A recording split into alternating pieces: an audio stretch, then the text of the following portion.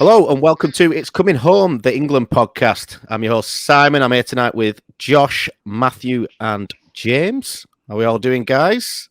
Hello. We're here to preview the Nations League fixtures coming up for England in June. But first and foremost, guys, I believe you've been playing 11-a-side on the hallowed turf of Rochdale, Scotland tonight. How did that go?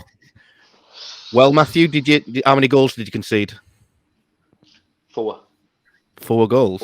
4 goals, unfortunately. And that's when I retired from goalkeeping at 4 goals. I thought you were very good in that, though. I thought you made some good Thank you saves. very much, Josh. I do appreciate that. I also haven't played 11-a-side football since 6th form. So what I was 17. So we're talking a good 15 years. That's And it was difficult. Long enough. Yeah, very difficult. Long enough. But Any of you get on the score sheet? Any assists? Yeah, I did. I got a goal and an assist, technically. Bloody hell. Did you set up Crips? Yeah, I sort of controlled the ball and he ran onto it and shouted Crip and then smashed it.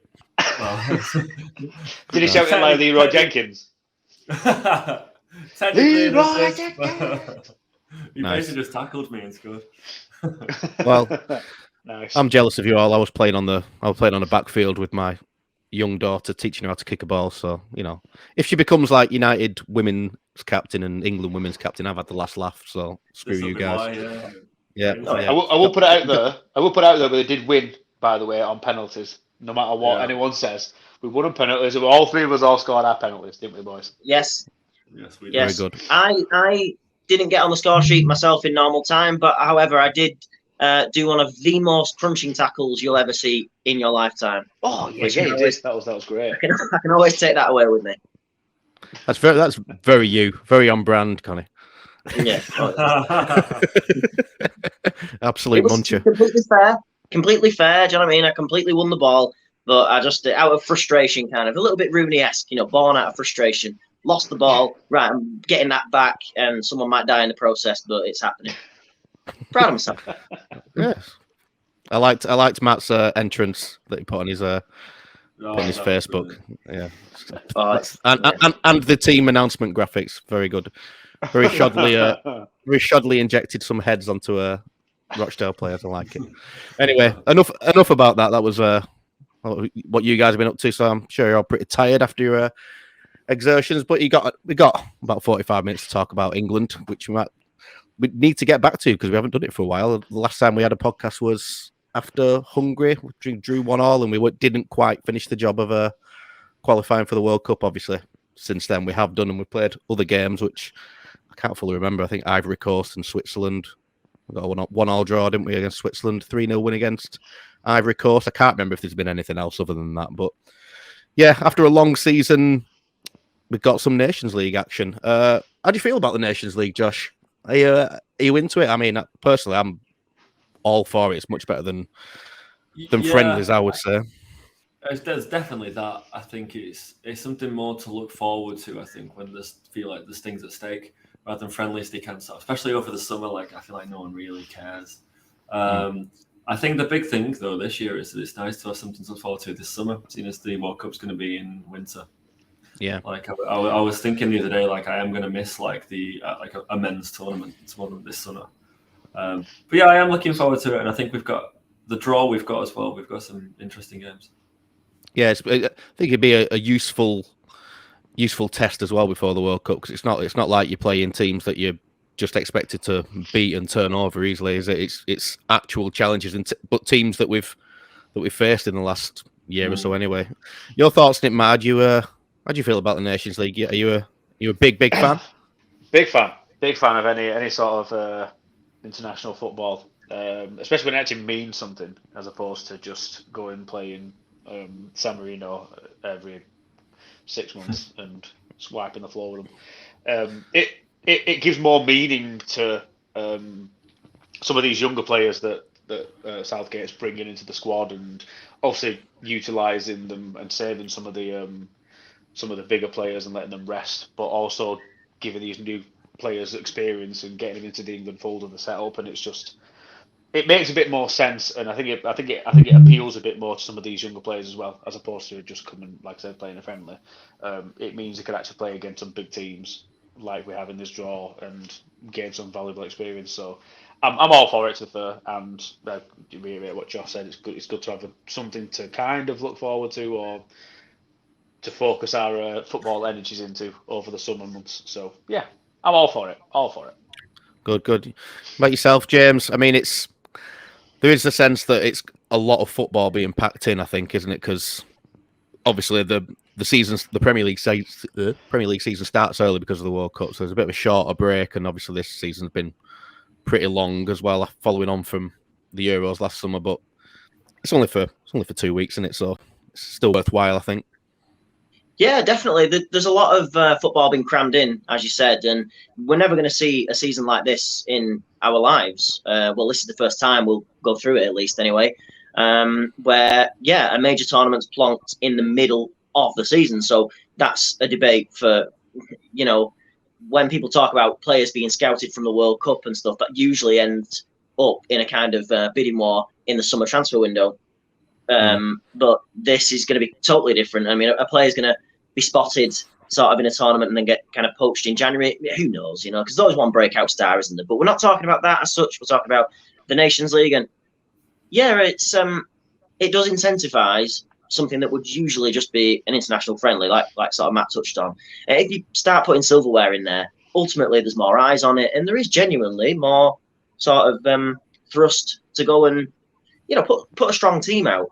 But not only that, it can be a strong team that has kind of debutants in it, or people just coming through, and there isn't that kind of like stigma attached to losing like a major final as such. I don't think anyway. Yeah. So I'm all for it, definitely.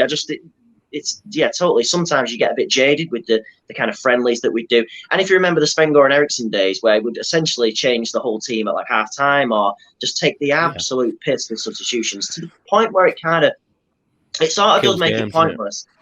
Well, yeah, it does. But then for the young 17-year-old keeper that's getting like his first minutes or something, and he may never get minutes again, means the world to them, no matter who they're playing. To bring it back to what we did today, I mean, that's my first time playing on a professional pitch. I loved every single minute of it. It's something I hope I get to do again. And it's nowhere near in the context of what these lads go through. But yeah, I'm all for it. And it's another excuse to get out and sort of round up the troops and sort of go to the pub or wherever. Hopefully you get to watch it live, But that thing of galvanizing us as fans, for sure. Yeah, I think that is the thing as well. You do like the summer tournaments for all that brings, and going to the pub and getting very merry like we did last summer. I think everybody's keen to kind of relive that as much as we can, and the final tournament as well. If you do top the group and you get through to the final tournament, it's a nice little bit of action as well, isn't it? In the semi-final, final, and we've seen from the finals so far that it does actually mean something. Properly contested with full squads and stuff like that. That Portugal were absolutely buzzing when they won the first one, weren't they? I think did France win the last one? I think they did, didn't they? There's like a contentious Mbappe goal, I think, weren't there? That was a bit similar to the one in the Champions League final, actually, where there was like a rogue offside call that everybody thought Mbappe was offside, and it wasn't because of the rules, but yeah. I'm all for the Nations League as well. I do think there is a bit of a danger of burning some players out, and I'm not sure what he's going to do in terms of managing the squad. I mean, Trent Alexander-Arnold's in the squad, but I think he's only doing half of the stints. I think he's just doing the 2 away games and going. Henderson's been left out, because of his exploits and his playing so many games at that age, but. Other than that, he might mix it up, but it's still a really strong squad, Josh. I mean, there's a few interesting selections, notably Jared Bowen, but any others that caught your eye, other than obviously Jared Bowen? You feel free to discuss that, man, because he's had a fantastic season. The first one I think for me was Tammy Abraham. I think seeing him in the team, he's had a great season at Roma. I think he's now got the record for the most goals scored in the debut season at Roma. I think he's a really good player, and I think it was a shame that somewhere at Chelsea, maybe he wasn't quite at the level that Chelsea wants to be at. Maybe it's a little bit below someone like Lukaku who they bought. But I think in terms of an England setup, obviously he's not going to get ahead of Kane, but certainly the two of them could 100%, especially now that Kane, he likes to drop deep a bit more. Tammy Abraham will play within the width of the 6-yard box, like a classic number 9. If we're going to play something like a 3-5-2, for example, and have two up top, that could 100% be Kane and Abraham. And also maybe if we're playing one up top, replacing Kane with Abraham as well would be, it gives them something different. I think we were saying last season that who were we thinking was that replacement striker? The last tournament. I think we were saying Calvert-Lewin at the time. Yeah, he had the spot, did he? Definitely. Yeah. It felt like he'd nailed it on, but then this season's just not really gone very well for him, has it, really? No, he has been injured for a while of it. So. Oh, yeah, 100%. I think he's got like 5 goals for Calvert-Lewin this season. Abraham's around 25. So you're thinking about like confidence of going into it. But then as well, Tomori, seeing him in the squad, he's great. Another player in Italy, just won the league with Milan. Started the vast majority of their games this season. Lots of people have had him in their like Serie A team of the year. So yeah, they were the two names that stuck out as being included to me. Yeah, I think he kind of downplayed. Obviously, he's picked him Southgate, but he kind of downplayed it a little bit in his press conference, just saying that the Italian league is not amazingly strong, and although it's a good achievement, it's not. It's maybe not quite up there, and that's why he's not been getting in ahead of like Stones and Maguire and stuff, things like that. But I find that quite. I'm not sure what the word is, but Italy won the Euros with a squad, a lot of which play in that league. It's a little bit disrespectful, possibly. Yeah, I think so. And Tomori, could be mind games from Southgate ahead of our clash. Yeah, the Italians, against Abraham and Tomori. Yeah, and your league shit. No, it's not. Serie A is actually one of the most interesting leagues. I mean, I think it's gone back on BT Sport, hasn't it, this season? And we tend to go to the pub on a Sunday night and watch one of the games. And we used to watch the French league because that was just the one that was on. But yeah, you 100% choose Serie A over that. It's way more interesting, I'd say. Matt, any notable ones for you? Are you pleased to see Jared Bowen in there? Someone's got to talk about Jared Bowen. I'm very, very happy to see Jared Bowen. But you know what? I'm going to save that for James because I know James is a massive fan of Jared Bowen. So I'm going to save that opinion for James. What I will talk about is some players that you wouldn't think they'd be in there just because of what's happened with the clubs and a couple of performances they've had during that season. 2 players notably, Harry Maguire and Jordan Pickford. The Pickford debate will always be something that will always come up because his England performances are always far better than they are for Everton, right? And obviously with the position Everton were in this season, almost going down, and it's fair he was like highly responsible for keeping them up because some of them final games he was incredible, but for the majority of the season he was pretty poor, and you're thinking how can Southgate really put him in this squad after he had such a terrible season? But I mean, it's the same with Maguire as well, because when you think about it, they still managed to get that team to a Euros final. So that must mean something to Southgate, and he must have. Well, which is unfortunate for players like Shaw, because obviously he's not going to get in this squad. But I don't think he's ever going to like drop the likes of Maguire and Pickford. But there's obviously a huge debate of why is he in there, because Southgate obviously does this thing where he puts people in on merit and who's playing well, but both of them players haven't played well for the majority of the season, and they're still managing to get into the team. What I think will happen though, I think Pickford obviously will get that call up, and he will get he probably will be the number 1 keeper throughout these 4 games, but I don't quite see Maguire making it into every single game. And I think that will be based on his performance over the season. Because I think there's other players that who've had a better season, who can do a lot more for the squad. So there were surprising choices, but I can understand why they're in there to a degree. But also it's good. But I can understand why people would want to have that discussion about why they're in there. So yeah, they're my surprises. Kind of. I think those ones that you kind of need to shed some light on and be like, why are they in there? But obviously justify why they're there as well.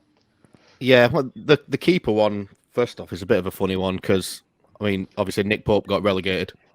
So, which Pickford didn't. Obviously, Everton should be nowhere near relegation if we're honest with ourselves. But then the other one's Aaron Ramsdale, who I think a lot of people will call for to be number one. To be fair, I think it's probably between them. It might be a bit of a surprise to see Nick Pope taking number one spot, but I do think he will stand by the players that he has stood by for a long time now, and players that, like you say, did get England to a final. Harry Maguire's a funny one as well because he has really stood by him, and he's doubled down on the fact that he thinks he's United's best centre back recently, and said that John Stones and Maguire are the best partnership. So I wouldn't be surprised to see him just retain Maguire. I think he really needs a confidence boost of some sort, doesn't he? But James, he does when he comes to play for England, doesn't he? Like remember when he scored that header and. Not a great look against Andorra or whatever it was. We know how that went though, and how that was received. Yeah, not great.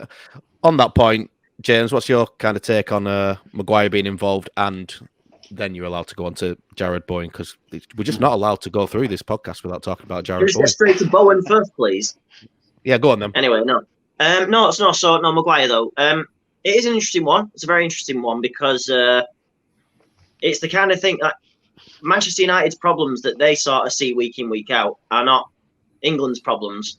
And it's kind of the same when you look at when we said Pickford there, like he's performing for England. You know, every time he goes out there, I know he's always got something in his locker that's a bit confusing, but his best performances arguably have been for England. And so it's like a different world. It's a different kind of, it's bizarro world. Maguire has had some shaky performances for England, but not too many that I remember. Not to the style we've seen at United, especially recently. So I guess if it ain't broke, don't fix it. But as I say that, I'm looking at I've got the lineup here, and the likes of, say for instance at United though, it's a different kind of thing. But someone like Tomori going in instead of Maguire, could it be any worse? It's somebody that's won a league title this year, has been heralded, like Josh said. But again, with England, they're actually sort of doing okay. I don't think there's many kind of glaring errors, especially like in the centre back positions. Maguire was like one of the players of the tournament in the Euros, wasn't he?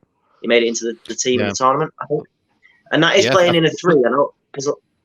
Was he not even player of the tournament, actually, just like full stop? I think it was between him and Donnarumma, wasn't it? I think he was up there. I don't know, but he set the world alight when he was there. And the season that United finished second, because that was the one going into the tournament, obviously, wasn't it? So obviously it was all quite rosy in the garden. I still think he wasn't absolutely immense that season, but everyone's standards are different, I guess, for a Man United captain. This year, it's obviously fallen off a cliff. So for him to be included, I don't know. I'm not against it because again, it's sort of. I mean, England fans booing him. That's a whole different thing. But he's in there, and let's hope that he can put some good performances in. Again, with another surprising inclusion there. Well, when we're talking about the goalkeepers or things that intrigue me, maybe not surprise me. One thing is Aaron Ramsdale, because I think when he actually went to Arsenal, the one thing I did say was that I wasn't sure about that. Wasn't sure. I didn't necessarily kind of critique him too badly. We did a few podcasts around that time, obviously with the Devil's Trident. We were talking about Arsenal because we were playing against them or whatever it was, and I did make the statement about Ramsdale. I'm not sure about that. Arsenal going out and signing him, and he's put a lot of people. He's put a lot of people off that criticism or even suspicion of it. He's putting out a claim is the least I could say. He's had some really good performances and he's really grown into that Arsenal side. And Arsenal did sort of, they've improved this season. We've got worse, they've improved. Ramsdale has played his part in that. And he's a good old-fashioned short sleeve goalkeeper as well. You've always got a nod to that. It's almost like Dudek when he used to rip the sleeves off. Yeah. And that fish and chips advert, I'm sure you've all seen. I haven't seen this. Have you not seen it? No. I'll pay a picture for you. Shop, is it? Yeah. So it's some sort of chip shop that's like in association with Arsenal. God knows what it is. I don't know. David Seaman's in the advert. Basically, Aaron Ramsdale goes walking up and orders a cod, right? Then they give him the cod and chips, and he holds up the chips and goes, "Your chips, ah!" and everybody joins in. Awful. Which is so bad, it's amazing. So Ramsdale gets the nod for me just for that. But no, seriously, yeah. He's clearly got a sense of banter, hasn't he? And I guess Pickford's all banter, isn't he, with his little arms and huge ability to kick very far.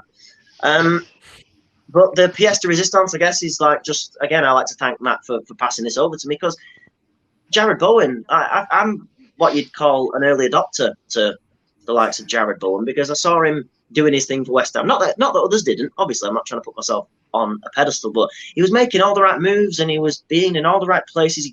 He sort of, like a wizard in Lord of the Rings, he appears where he should be, rather than when he. I've botched that quote. I've never seen Lord of the Rings, but apparently they arrive when they mean to. That's right. Yeah, exactly when they mean to.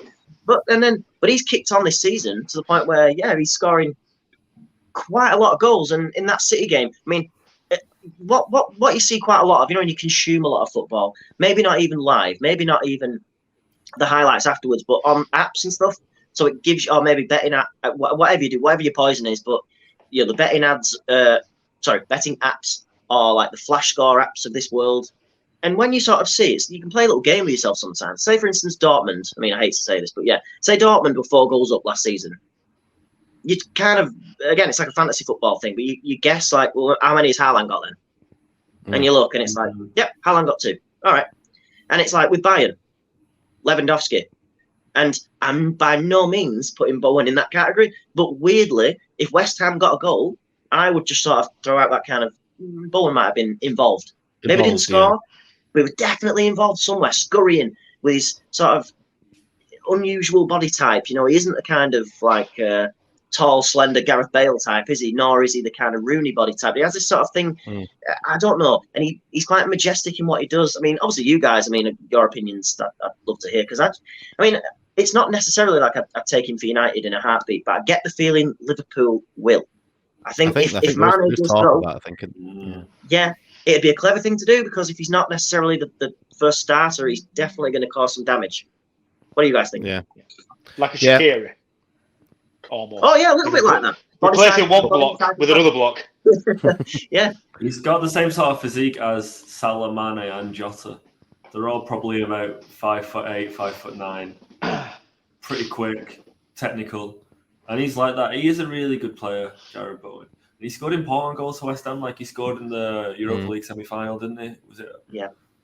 I think it crashed one against the bar in the late on as well. I think would have. I think it was the semi-final, weren't it? Yeah, they needed another goal to take it to extra time. I think it was. Yeah, and he smashed it against the bar. But yeah, he has been really important, and I think it's a position that's up for grabs as well. I think on that side. I mean, Saka has been decent, hasn't he? I think throughout the season, mostly, and Southgate seems to like him. But Foden can play in a load of different places. But obviously, we had Mason Greenwood in with a shout about a year ago. Obviously, that has gone completely wrong for obvious reasons, and rightly so.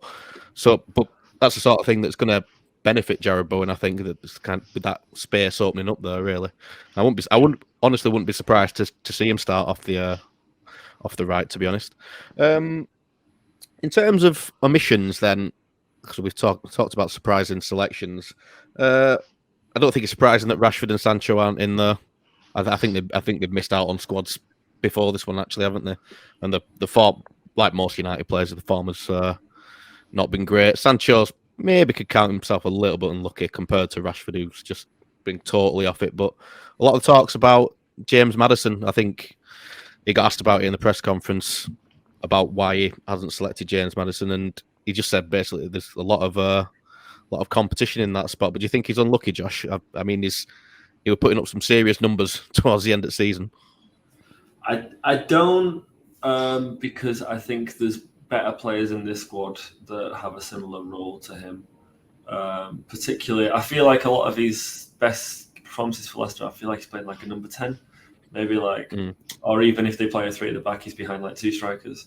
For me, yeah, I mean, Foden, Grealish, players like that, I think they offer Mount more than what Mount. Yeah, Mount. I think they offer more than what Maddison does.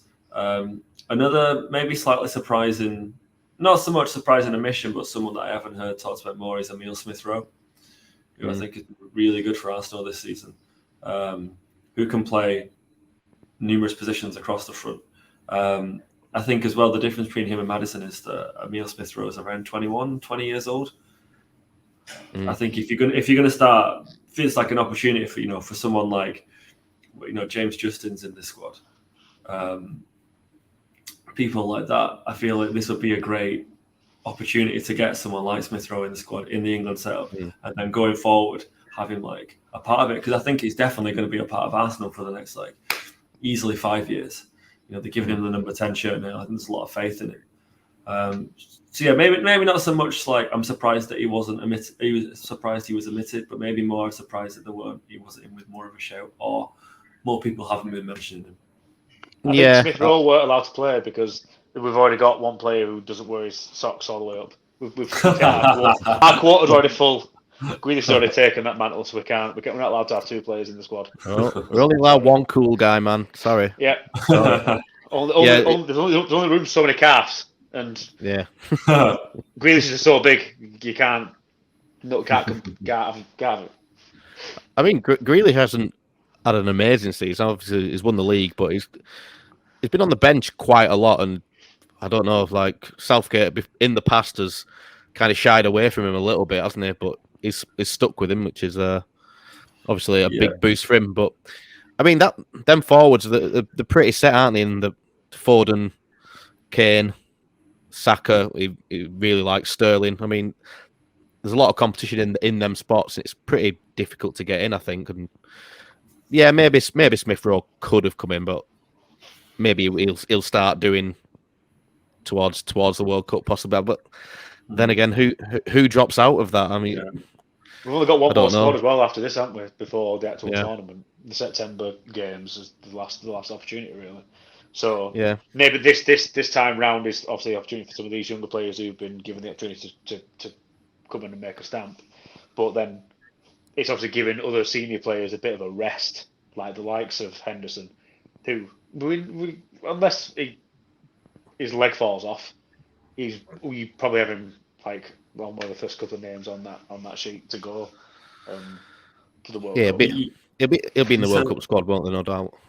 You said who would drop out. It's good that he's been given the rest, though, to be fair, because obviously he's played that many games, and like the Trent, he's not going to be involved heavily in all the games, but you need to give some of these players a bit of time to go and rest and relaxing so they can go again and play this tournament after playing half a season with the club as well. Yeah. What are you going to say then, Josh? Sorry. I was going to say that regarding someone like Smith-Rowe, like you said, who would drop out? I think the answer is probably a right back. Yeah, because there is 14 of them. There's at least 5, isn't there, that you could say play at right back as their trade, really. But yeah, the lack of left backs that are fit at the moment. Chilwell, obviously, I think he's only just come back to training. Luke Shaw was actually fit, weren't he, towards the end of the season, but his wife had another baby, so that's why he missed the United's game late on. But obviously, he'd not built up a bank of form and fitness for clubs, so it's not a surprise to see him left out. So yeah, it's just a lot of right backs that are going to be filling in. Probably Trippier, if we're honest with ourselves, with Justin probably backing him up. But I think you're happy with Kieran Trippier coming in, even though he's not played a right lot of football towards the end of the season because he got injured, didn't he? Matt, any surprising omissions for you? Are you surprised about, say, Mings or anybody like that missing out? Or are you just not bothered on that? I can take all leave Mings, to be fair. He's a player that don't really interest me in being there, really. Who else would have got a shout? Maddison would have been top of my list for people who should have got a shout, but I can imagine Maddison is going to be the kind of player that's never going to go to. We're never going to get an England call up. I think Southgate likes Mason Mount too much, doesn't he? Yeah, I think there's no chance. There's not much chance of him getting in, really. Other surprising omissions. There's not really that many that I can think of. Maybe Ings, possibly Ings, but that's about it. There's not really. It didn't shock me that squad, to be fair, because a lot of the players in there full on deserve to be there. So I think it's less about people missing out and more so that the standard players that make England squads have deserved the call ups. I don't think anybody's in there really that properly doesn't deserve it, barring a couple of ones that you might be able to argue. So maybe Craig Dawson, just in terms of form. I mean, even though it's even though he's though, this season he has been effective. There's no two ways about that. Yeah. Even though he's 44 or whatever fucking age is. Doesn't matter. It's only a number, bro. I think we should clarify that it's because of Rochdale fame. It's why we think. Is that why you're suggesting it? Yeah. Oh yeah, absolutely. Born in Radford, wasn't he? Yeah. James, any surprises for you? I mean, I think we've covered it pretty well, but anybody stand out that you're disappointed to miss out?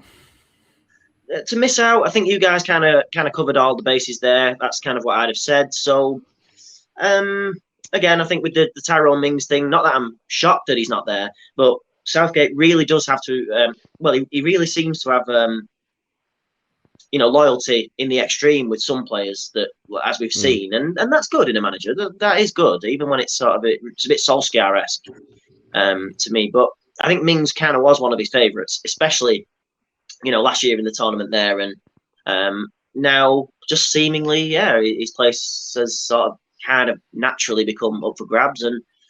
And just looking at the team in front of me, it's worth mentioning as someone who was included, Conor Gallagher, because what we're seeing again, it's maybe less about the omissions, it's more about people being rewarded for good form and genuinely being good eggs, and it's something that you like to see. But Conor Gallagher does have a lot of really good qualities in midfield. Again, he's one of these like Jared Bowen that you spot and there's something instantly there. There's something instantly that you can take away from that. And the guy's got attributes. I'd love to see how he's played a few times for England now, hasn't he, Gallagher? It's not like his first rodeo.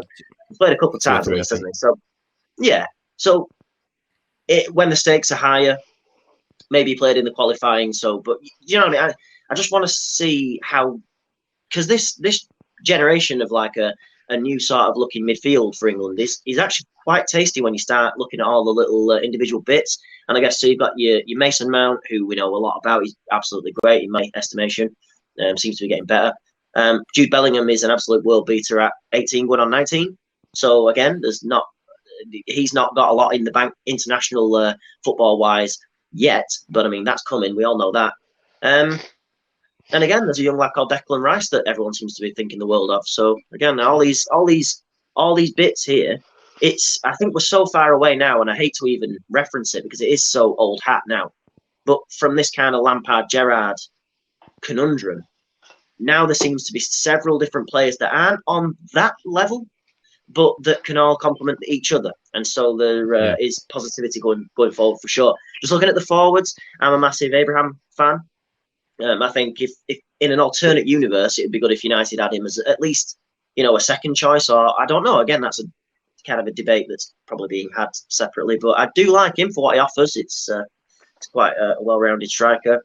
Saka, I agree. He's had a good season. I had my doubts about him. Not that he wasn't going to make it or anything. I'm not sure about Saka. Still not 100% convinced, but I know he has qualities he can definitely bring to the England side. So it's pretty good. That you look at omissions, and I can't think of too many players that sort of deserve to be there but aren't. Let's put it that way.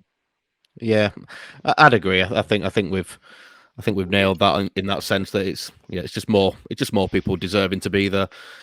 I'm glad you touched on the midfield. You kind of nicely segued us into the next point there, James, because I think previously, at least in the last 2 or 3 years, I think we've looked at our midfield and gone, there's not a right lot there in terms of real quality. But I think it's now starting to feel like there's the makings of a good midfield going forward for quite a number of years. I mean, I'm personally particularly interested in Jude Bellingham. I think if it can be Bellingham and Rice in the future. I think that is going to be an absolutely dynamite midfield. What's your thoughts on it, Josh? Do you think who do you think's he's going to go for now? Do you think he's going to stick with the Rice and Phillips thing of the World Cup? I mean, because Calvin Phillips hasn't played a load of football this season and had a lot of injuries. Is it time? Is this a sort of tournament, I suppose, where he starts playing Bellingham, he starts playing Gallagher with Rice? I think I would say it depends on formation to a certain extent. I think a really nice three would be Rice, Bellingham, and Gallagher, with Rice sitting and then the other two sort of getting forward more. I think the question is, though, it's Rice and who, isn't it? Yeah, definitely. I would I mean, Southgate usually plays things pretty safe, and I wouldn't be surprised to see him go for Rice and Phillips again. I think if we're going to play a two, though, I would really like to see Rice and Bellingham. I think, Bellingham, I think he's protected him in terms of, the minutes he's been having for internationally because of what he's been playing for his club. But I've been interested to see Bellingham's numbers this season for Dortmund, how many minutes he's played, how influential he's been. Because I feel like he's at a level where he can be a starter, especially where there isn't a lot of experience in the team, like apart from a few of the defenders, really, and Harry Kane. Yeah. There's a lot of young players in. There's a lot of players with few caps, so I don't necessarily think he'll stick out as being a inexperienced player. No, I think if we can start to have like you say, a partnership with Rice and Bellingham, I think it'd be really, really good for England going forward. Yeah. Just going to throw a point out there, sorry to interrupt, but I just looking again at the one of the names that sticks out for me here is Alexander-Arnold. Not for any reason other than you see his exploits for Liverpool week in, week out, and of course the sort of passing range he's got and all that. It kind of does link into the midfield kind of debate, because could he end up playing there? We don't know. Again, that's like a raging debate kind of that never seems to stop. But do we think collectively that he's kind of got off the ground yet, really, as an England international? No, I know he got injured. No. Don't get me wrong. He missed the tournament through injury, which is a massive shame for him and for us, to, as England supporters. Yeah, but I'm not. This isn't criticism. This is just I can't think. Has he really got going? Got through the gears? Found his place in that England side? Because alternatively, he could be one of the first names on the team sheet. With all the stuff that he can deliver, set pieces alone, and all that. It could be out of this world. I'm just thinking. Well, does it all start now for him? I would say for Alexander-Arnold, I think his role at Liverpool is so unique in terms of how the whole team set up. I would say that it's so different to what would be expected of him in an England team, especially at right wing back. I would say for me, Reece James would fit that, what Southgate would expect from a right wing back, a lot more. So I think he's finding it difficult to transition from his Liverpool role to an England role, and I think that's why he hasn't, because he's probably the most gifted right back out of that. Let me just read that entire list. It may take some time. But so I think that's what it is. I think his role for club and international is so different that he struggled internationally. Yeah. Well, he did try him in midfield, to be fair, didn't he? I think last year at some point. I think one of the World Cup qualifiers, but I think he had an okay game, but he didn't set the world alight. But again, that's still unfamiliar to him in comparison to what he does at Liverpool. Yeah, I think he was at home to Andorra, that one. Yeah, I think. And then Reece James, he ended up in midfield at some point as well. Yeah, it's good to have players that are versatile in that respect as well. But yeah, Alexander-Arnold. The right back situation is a funny one anyway, isn't it? Because I think his actual overall preference is Kyle Walker for now until Kyle Walker jacks it in, and then it'll be interesting how it goes between James and Alexander-Arnold then, and a bit less competition at that point, won't there? But yeah, Matt, what do you want to see from the midfield? I know you love Calvin Phillips, so Calvin Phillips. Would you chuck him back in with Rice and stick with what worked last summer, or would you want something a bit more adventurous with Gallagher or Bellingham or even Ward-Prowse, to be honest? I would probably go with Jude Bellingham with Declan Rice. Mainly just down to the fact that obviously Phillips has just come back from injury and not really played much much minutes, but hours overall, I suppose. Yeah, it wouldn't surprise me if Bellingham kind of gets the nod, because, like we said, there's only so many opportunities for him to kind of test out some of these players in different formations, and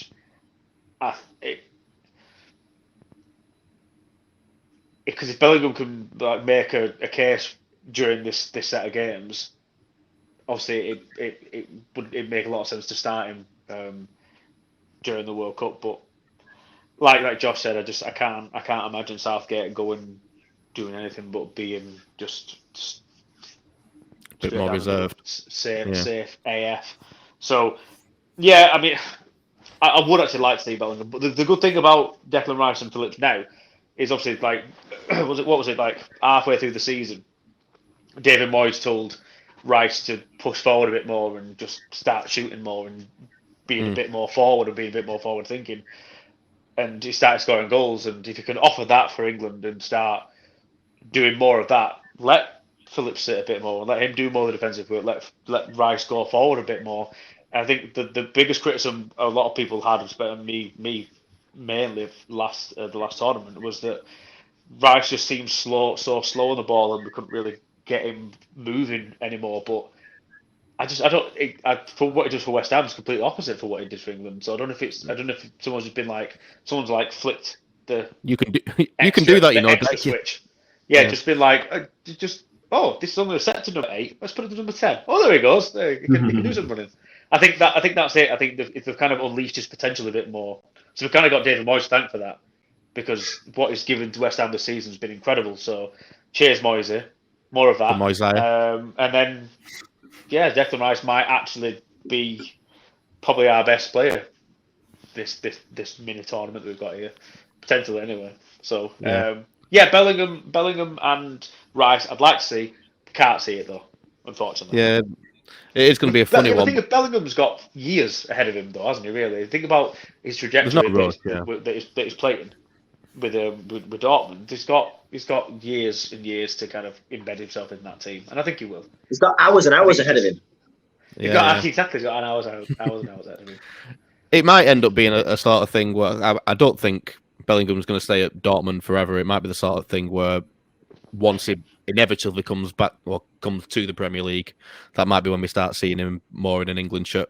Because, as Southgate alluded to with the Tomori stuff, I think he's conscious of the difference in levels of the leagues and possibly doesn't want to chuck some players in at the deep end in international football. Although you could argue that international football is sometimes a bit of a step down from elite European football, possibly. So, but I think that might factor into his thinking. That's all. I'm not defending the thinking on that one, but I think it might be part of his logic. But either way, like you said, we've only got one more squad before the World Cup for this one, so this is a real big chance to nail down a place in the World Cup. And if you impress in these 4 games, you'd fancy yourself to be in the World Cup, injury permitted, wouldn't you, James? I would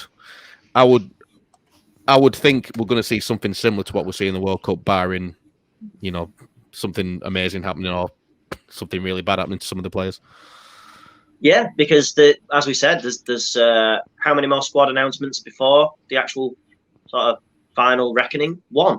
So there's not that much sort of water under the bridge, and that's why it sort of feels very strange. And I know everyone knows this already, but with it being like a December World Cup, it just is so jarring for all those kind of respects, because we're used to the kind of, you play a full season, and off the back of that full season, you've earned your place, you've earned your spot on the plane, you've won titles, you've not won titles, you've missed penalties, you whatever, I don't know what it is, right? There's little moments in a season that define it, and that's how it seems to have been. But now we've got to kind of do it in a jilted sort of way, which, well, will it have an effect on things? I don't know, but it's having an effect on this debate, at least, anyway, because now I'm thinking, what else really can happen? Because there's like a breakout star in a season, isn't there, as well? There's all that kind of stuff. There's like best newcomer and all of that. And then they end up finding, if you remember the Theo Walcott thing, he just sort of found his way into that team. Didn't play, but that's a whole other thing. This I think, for me, is there or thereabouts for our sort of World Cup squad. Again, but are we giving someone a good 4 months of a season before giving them the nod? Well, actually, you're going to dislodge one of these guys, because it is only 4 months, but a lot can happen in that time. There's plenty of hours of football, hours and minutes. So I'm not letting that go anytime soon.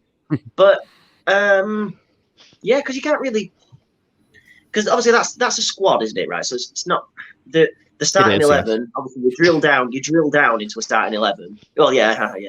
But you drill down into a starting 11, and that starting 11 might become quite kind of set in stone by them. But these are the occasions where you do toy with that, you do tinker with it. So, and again, looking at that again, you've got Ward-Prowse in and around the kind of midfielders,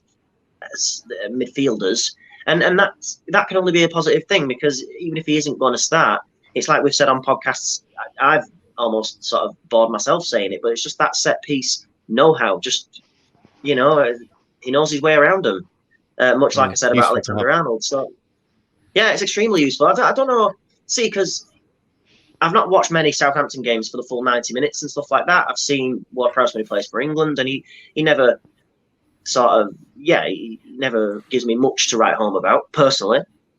But then his goal-scoring record from set pieces is pretty damn good. So, again, just having him around that is just another one of those things where you can change it up in a positive way. Yeah, it's just that whole thing for me is just so sort of fractured, the way it's going to be, the build up to an international tournament. Not only that, but the fallout from the international tournament. If it's just boggles the mind. It really does. I think it's a really good point. I was going to say that given what Southgate does with this squad, usually I think that first 4 months of the season, I think there might be some real informed players that won't make the squad just due to maybe Southgate's loyalty to some other players, for example. Hypothetically, imagine Rashford has an amazing start to the season, and then you think who would come out of this squad, even if you get a player like that who's been around before, who would come out just to fit that form player in? And I don't think Southgate would do that. I think if not this squad, the one remaining, I think that we would have a really good idea of what the World Cup squad's going to be. Yeah, I think if you're not in that Nations League squad when the season's kicked off, you're worried, aren't you? I think. Yeah. But Rashford is one of those players that he has been loyal to throughout. He was loyal to him in the Euros last season, when arguably he shouldn't have gone. I think he should have said himself it wasn't right, because he clearly wasn't. Yeah. Having surgery after it, I think it was just a bad move all around, and I think it's scuppered his season somewhat. Plus all the other issues at United, but that is a whole different podcast. We'll touch on the games now rather than the squad. Any games you're looking forward to in particular, Josh? I mean, just to go through it again, we've got Hungary away first, then Germany away, Italy at home, then Hungary at home again. Any standouts for you there? And I should also mention that 2 of those games are behind closed doors, because weirdly, because of actions that happened between these teams. So the Hungary game away is behind closed doors because Hungary fans were racially abusing England players. Well, when we played them, like last year, was it, or earlier in the year?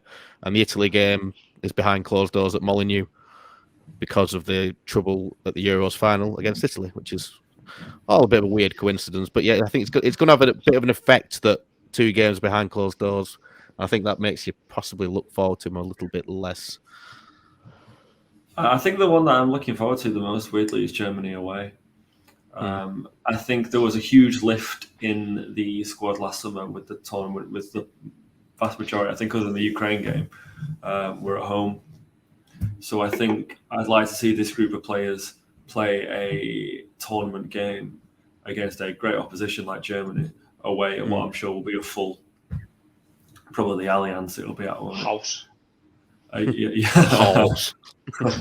For a full house, and I'd like to see that. I'd be interested to see how Southgate would set up for it. The criticism always with it is that his football is very safe and defensive, given the talent he's got. I'd be interested to see if maybe he would have a little more faith in the attacking talents of the squadron to get the results. But then again, would Germany away be the time to play? Maybe do that more of a risk, is what I'm saying. So I think that's the one that I'm looking forward to the most. Yeah, I think you may say similar there, Matt. I mean, there will be, I imagine, a full house at Molineux for the Hungary game at home, it's a disappointment that the Italy one is behind closed doors, I think. But I think I mentioned it before that we've got good results against all these teams in the last year or so. Beat Hungary away 4-0, drew 1-1 with them at home, and then we drew 1-1 with Italy in the Euros. I seem to remember just a 1-1 draw, good solid draw against Italy, 1-1. That was it. Nothing else happened. Nothing else happened further to the good result. Good result, yeah. And 2-0 win against Germany as well, obviously, which was a massive moment. So we got decent form against these sides in competitive games, so it gives you a little bit of confidence. Yeah, I think the Italy one would be an interesting one, mainly considering obviously the Euros final, and then Italy's failure to qualify for the World Cup. They're going to be hurt by that, aren't they? They're going to be annoyed about that. So I think Mancini's going to be like, right, let's go. We're just going to take this tournament really, really seriously and make amends. Go gung-ho. Yeah, and I reckon they'll just do typical Italy things and just be really, really good and grind out results. I think that's going to be the most interesting one because given what we know against them when we played in the Euros final, I can imagine that one being the most entertaining and the one that's going to be the closer game because I think Southgate might kind of slightly alter the way that we approach the game as we did for the final. Because realistically, the only way you're going to beat the likes of Italy, as we did with Germany, is to get more than one goal and not sit and defend. And then we tried that in the Euro final, and it shot us in the foot. So I'd like to see Southgate be a bit more adventurous, like Josh said, and be a bit more attacking and try and get them goals. Because with some of our forward players, there's no reason why we can't be putting 2 or 3 past them, really. As Buffon's beside now as well, isn't he? Yeah. We've done a rumour anyway, won't it? Donnarumma, yeah. Oh no, I don't think he's retired. Actually, I think he's carried on actually, but he won't be in the Italy squad. Will he? I think he's carry on forever. The point is, I think we've got enough players to kind of go and score a couple of goals against this time, and I hope we try that instead of trying to beat them at their own game and be defensive as much as possible. James, which one are you looking forward to? Do you feel it is a bit dampened by the fact that some of them are behind closed doors? I mean, we might even get the fake crowd noise back on the TV after a year or so. Yeah, I know. For dirty, innit?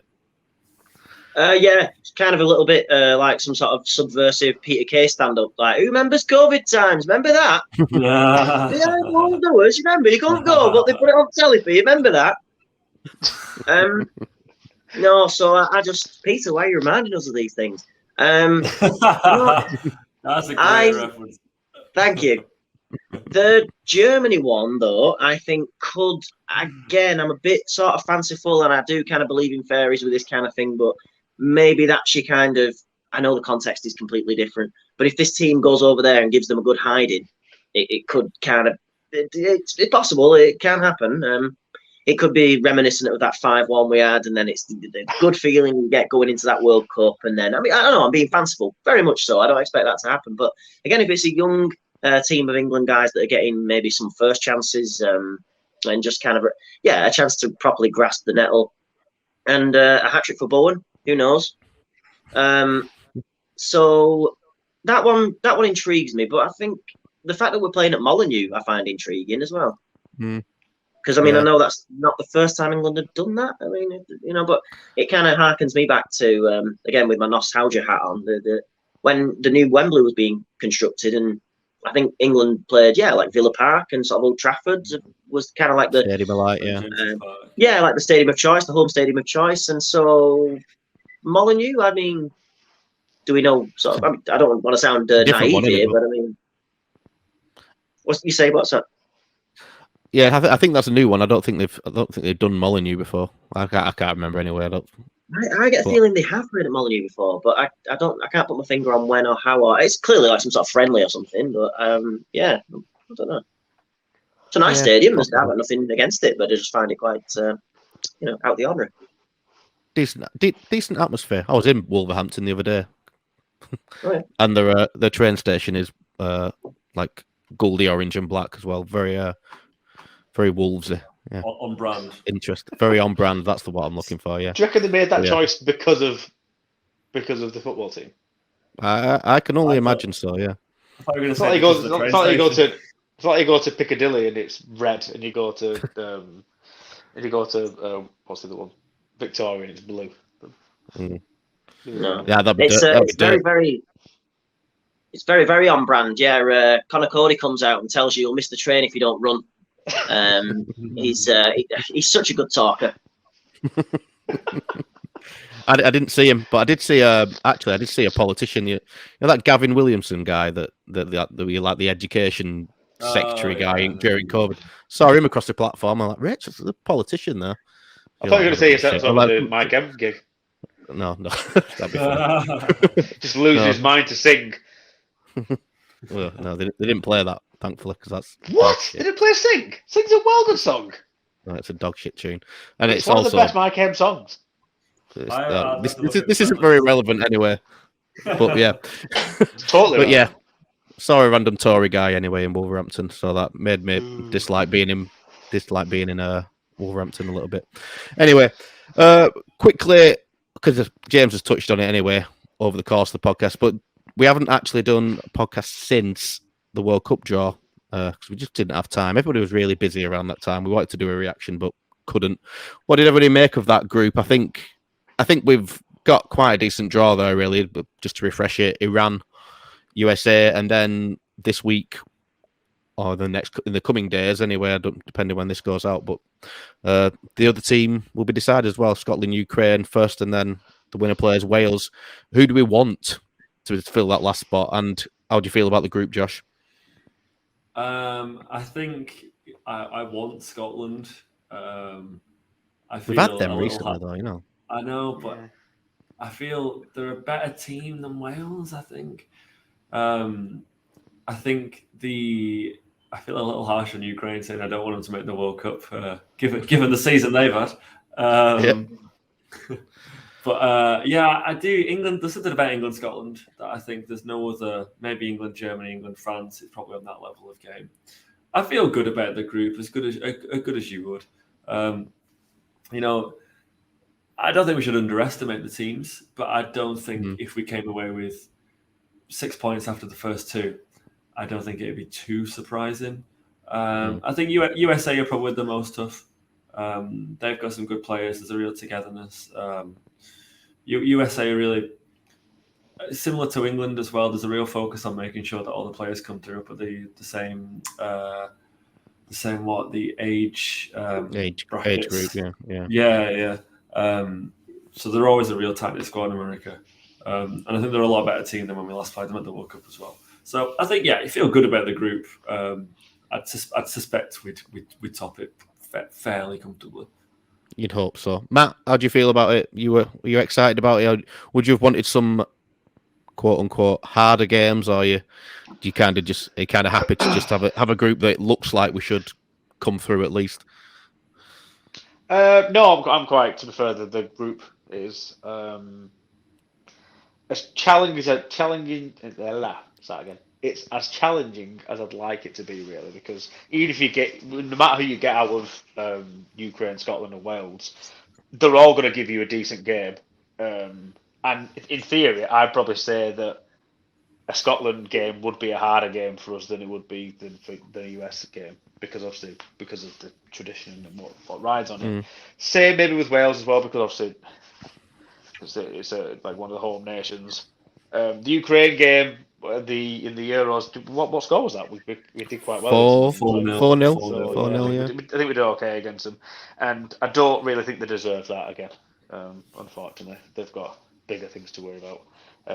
So, and it's fair. As much as I'd like to think that they're probably going to win that game against Scotland because of circumstances, and obviously they want to do the country proud and all that kind of stuff.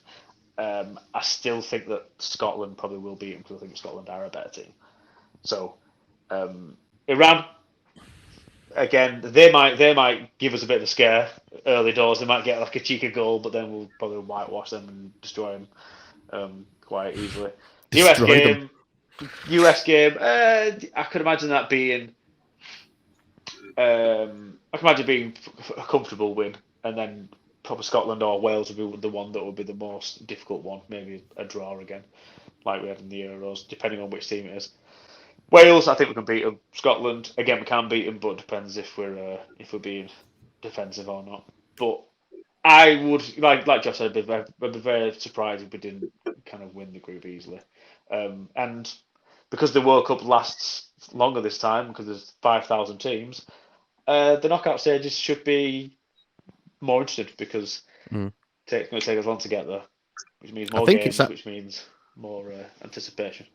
I think it's actually shorter. I think they've actually crammed it into less time, even though there's more teams. Which is, I don't know how they've done that, but it's going to work out. Possibly that I get a World Cup game on my birthday, which is obviously you'd never think that was going to happen with a December birthday, but that'd be a nice once in a lifetime treat. I think we play our first game on the Monday and our following game on the Friday. So the turnaround is never usually that quick, is it?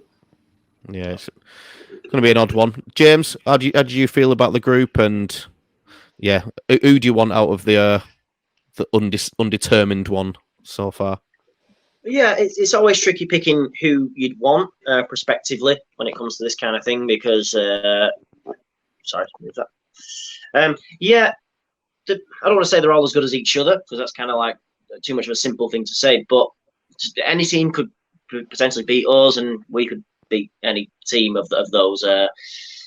Iran, without sounding like Peter Kay again, but Ali Karimi, who remembers him?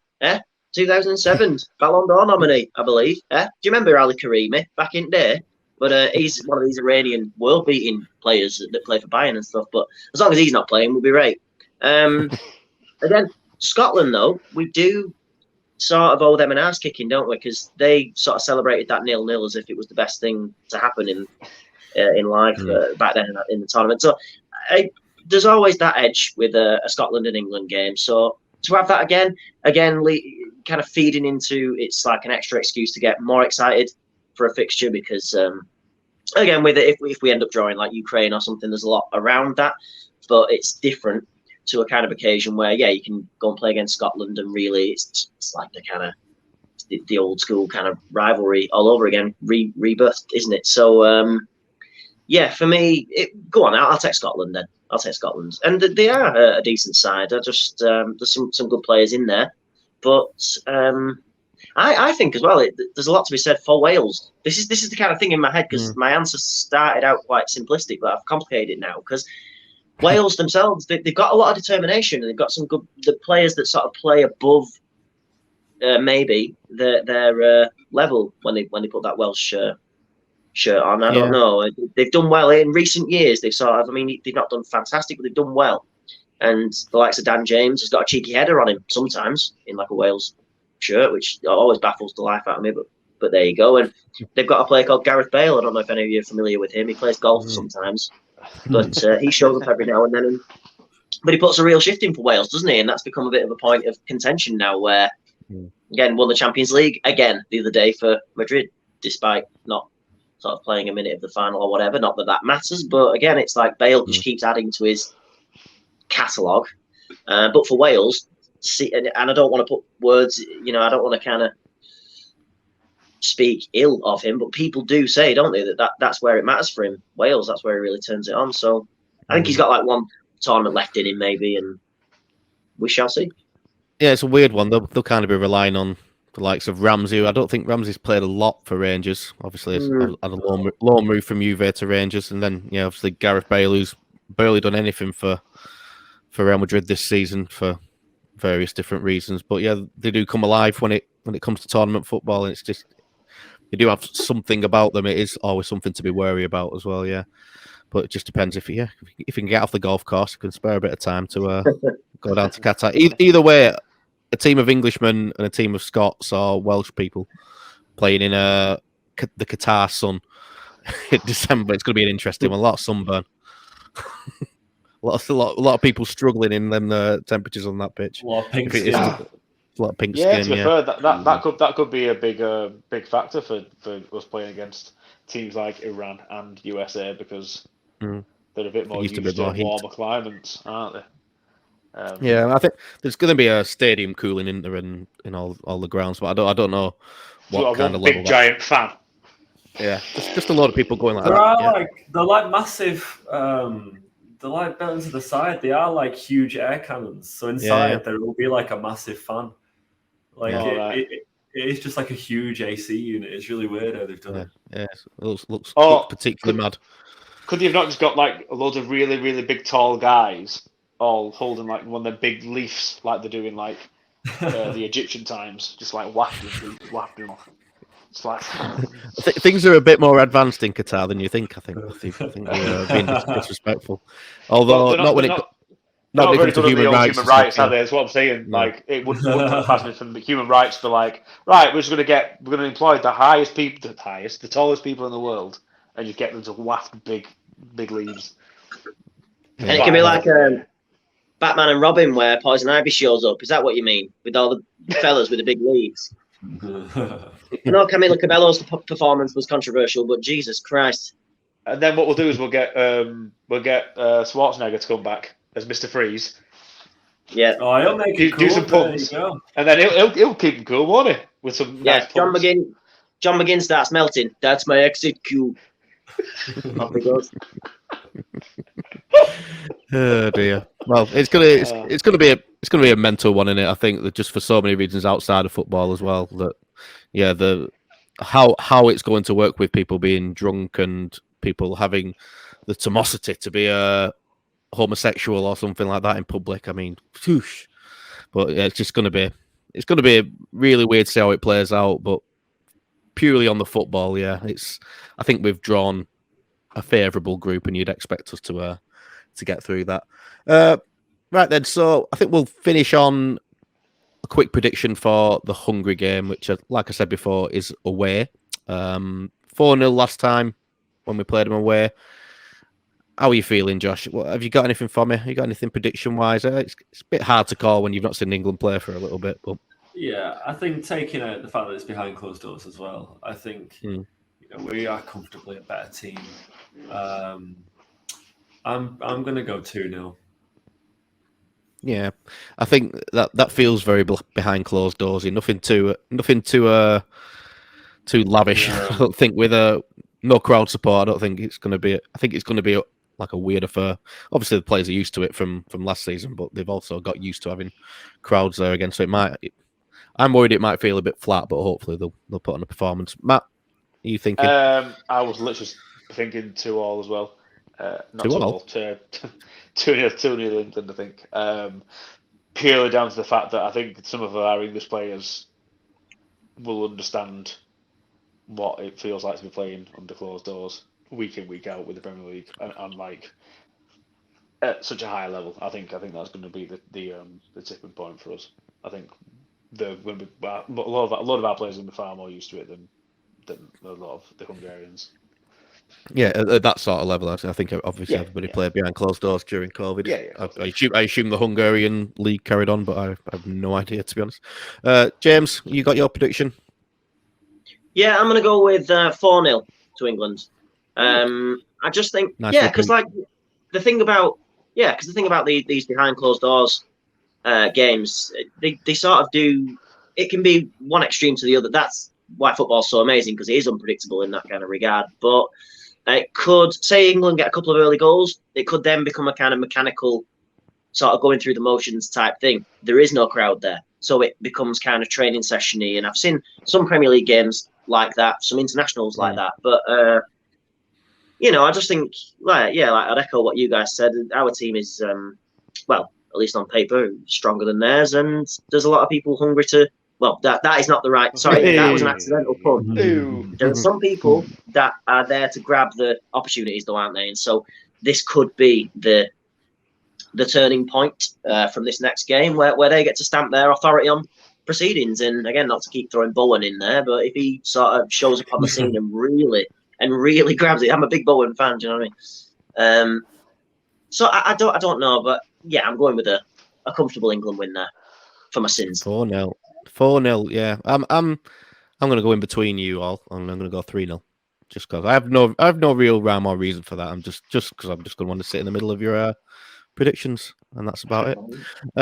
Yeah, I think like we touched on before, I think the Germany game is one to get properly excited about. A big crowd, big game away, but got to get the Hungary one out the way first on I think Saturday night, I believe at 5:00, and hopefully we'll be able to do a podcast reaction with maybe these guys, maybe some of the other guys. We haven't decided yet, but we'll hopefully do a reaction show the next day, and then hopefully one after each game. We've got a new format with this video style, haven't we? So hopefully we'll be able to be a bit more consistent since we tailed off during the qualifiers because life's just really busy. Turns out when life's really busy when lockdowns finish and stuff opens up and all that. So we'll try and be better. We promise. that's my little promise to you. Right. We'll leave it at that for today. Thank you to the lads for coming on tonight after exploits at Scotland tonight. So thank you, Josh. Thank you, Matt. Thank you, James. I have been Simon. This has been It's Coming Home, the England podcast, and we will see you after the Hungary game. Cheers. Bye. Bye. See ya.